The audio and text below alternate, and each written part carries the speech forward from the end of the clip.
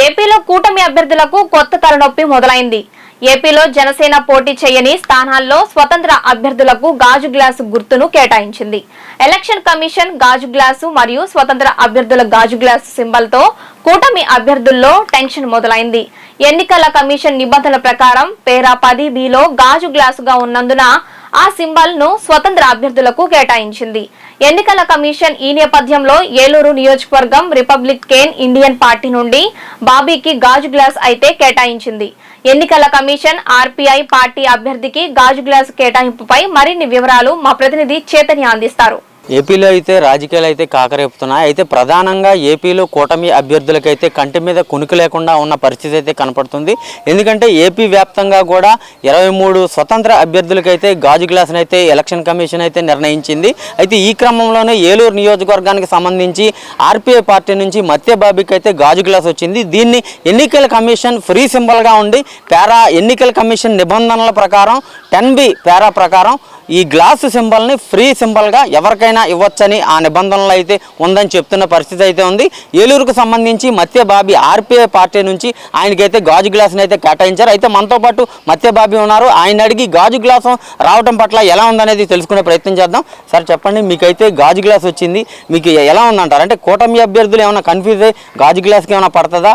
ఇప్పటి నుంచి మీకు ఆ కూటమి అభ్యర్థుల దగ్గర నుంచి ఎటువంటి ఫోన్లు ఏమైనా వచ్చినాయి అంటారా?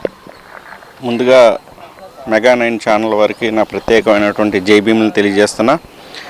ఏదైతే ప్రజాస్వామ్యంలో Republican party of India national పార్టీగా పొందుపరచబడి ఉంది. అంటే ఇది రిజిస్టర్ కాబడినటువంటి అన్రికగ్నైజ్డ్ పార్టీ. మాకు కామన్ సింబల్ లేకపోవడం బట్టి మమ్మల్ని 3 సింబల్స్ని కోరుకోమని ఆర్ఓ గారు చెప్పారు. అందులో మొదటి ప్రాధాన్యతగా గాజు గ్లాసు గుర్తుని నేను ఎంచుకోవడం జరిగింది. మరి గౌరవ ఎలక్షన్ కమిషన్ వారు మరి రిజిస్టర్ చేసినటువంటి నా పార్టీ కనుక దానిని ఇంకొక కొంతమంది కోరుకున్నప్పటికీ కూడా మరి రిజిస్టర్ చేసిన పార్టీ కనుక మీకు కేటాయిస్తున్నామని చెప్పి మాకు చెప్పడం జరిగింది. గాజు గ్లాసు గుర్తు రావడం పట్ల నేను పెద్దగా అయితే సంతృప్తిగా లేను. ఎందుకనంటే నాకు ఏ గుర్తు వచ్చినా మా పార్టీకి సంబంధించి మమ్మల్ని ఎప్పుడూ కూడా వెన్నుదన్నుగా ముందుకు నడిపించే వ్యక్తులు ఎవరైనా ఉన్నారంటే అది బహుజనులు, ఎస్సీలు కానీ, ఎస్టీలు కానీ, బీసీలు కానీ, మైనార్టీలు కానీ. మాకు సాలిడ్గా ఓట్ బ్యాంకు వారి నుండే వస్తుంది తప్పించి ఎవరో పవన్ కళ్యాణ్ గారి గాజు గ్లాస్ గుర్తనో లేదంటే జనసేన పార్టీ గాజు గ్లాస్ గుర్తనో మాకు ఓట్లు పెరిగే అవకాశం ఉంటుందనైతే నేను అనుకోవట్లేదు. ఒకవేళ అలా వచ్చినా కూడా మాకు సంతోషమే. ఎందుకనంటే గుర్తు అనేది ఫ్రీ సింబల్గా ఉంది, మేము పెట్టుకున్నాం, నాకు వచ్చింది. దాని పట్ల నేను కొంచెం ఆనందంగా ఉన్నానని మీకు తెలియజేస్తున్నాను. అయితే ఈ గాజు గ్లాస్ సింబల్ రావడం పట్ల కూటమి అభ్యర్థుల నుంచి మీకు ఎటువంటి ఏమన్నా ఇన్ఫర్మేషన్ వచ్చిందా? ఎటువంటి ఫోన్లన్నా చేశారా మీకు? నా వరకు అయితే కనుక నన్నైతే నేరుగా ఎవరో కాంటాక్ట్ చేయలేదు. కాకపోతే మత్తే బాబీ అనే వ్యక్తికే బహుజన సేన అధ్యక్షులుగా ఉన్నటువంటి నేను కన్ఫ్యూజ్ అవుతారు కదా, మత్తే బాబీ అనే వ్యక్తికే మీరు ఎందుకు ఇచ్చారని ఆర్ఓ గారిని అడిగినట్లుగా నాకు తెలపడం జరిగింది. దాని పట్ల ఆర్ఓ గారు మీది రిజిస్టర్డ్ కాబడినటువంటి పార్టీ కాబట్టి దానికి సంబంధించి ఏమైనా ఒక పత్రం మీ దగ్గర ఉంటే అది నాకు ఇవ్వగలరని ఆదేశించినప్పుడు నేను మా నేషనల్ జనరల్ సెక్రటరీ అయినటువంటి మోహన్ లాల్ పాటిల్ గారికి కాల్ చేసి ఆ యొక్క పత్రాన్ని ఆయనకి అందజేసి గాజు గ్లాసు గుర్తుని నేను తీసుకోవడం జరిగింది. అయితే మొత్తం మీద మీ ప్రచారం ఎలా సాగుతుందంటారు? ఇప్పటి వరకు అయితే ఎవరైతే బహుజనవాదులు ఉన్నారో, ఎస్సీ, బీసీ, ముస్లిం మైనార్టీలు, గిరిజనులు ఉన్నారో వారందరికీ కూడా నేరుగా నేను వెళ్ళి కలవడం జరిగింది. అదేవిధంగా వాట్సాప్ ఏదైతే ఇతర ప్రసార మాధ్యమాలు నాకు అందుబాటులో ఉన్నట్లు అన్నిటి ద్వారా వాళ్ళకి చెప్పడం జరిగింది. ముఖ్యంగా నా బలం ఏంటంటే నేను అందరితో కలివిడిగా ఉండడం. అంటే ఒక క్రిస్టియన్గా కాదు, ఒక ముస్లింగా కాదు, ఒక హిందూగా కాకుండా ఒక సెక్యులర్గా ఉన్నాను కాబట్టి అందరూ కూడా తమ్ముడు నువ్వు ఒక మంచి ప్రయత్నం చేస్తున్నావు, నీ ప్రయత్నం సఫలీకరణ అవ్వాలని కోరుకుంటున్నావు అని చెప్పేసి చాలా మద్దతు అయితే ప్రజల నుండి లభిస్తుంది.